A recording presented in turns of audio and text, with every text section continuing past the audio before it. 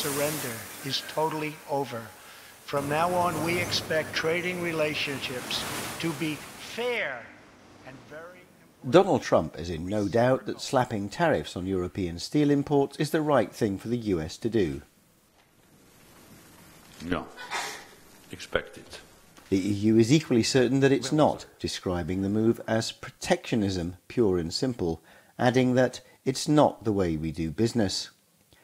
In a tweet, EU Parliament Group Leader Manfred Weber said, "We will not accept this highly regrettable decision without reacting." And so, the battle lines are drawn up.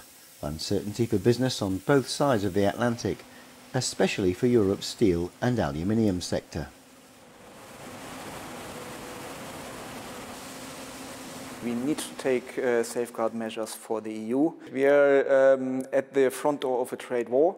Therefore, we have to continue discussions, negotiations with the US. That has to be done on political level because the European Commission is also planning other rebalancing measures. So it's not only about safeguards. The steel industry is big business in the EU. It directly employs around 320,000 people, producing 170 million tonnes of steel every year at more than 500 production sites. The US is the second biggest export destination after Turkey. 4.9 million tonnes of steel went there last year. US imports like jeans and Harley-Davidsons have already been earmarked for EU retaliation. Brussels will now also trigger a dispute settlement case at the World Trade Organization, saying America's going against agreed international rules. All this amid a worldwide glut of steel and aluminium largely blamed on excess production in China.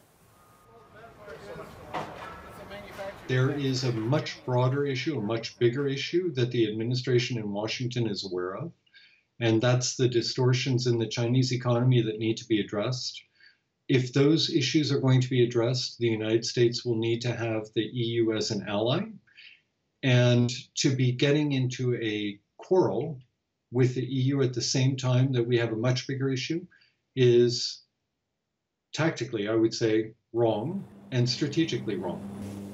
The EU is adamant that it doesn't want a trade war.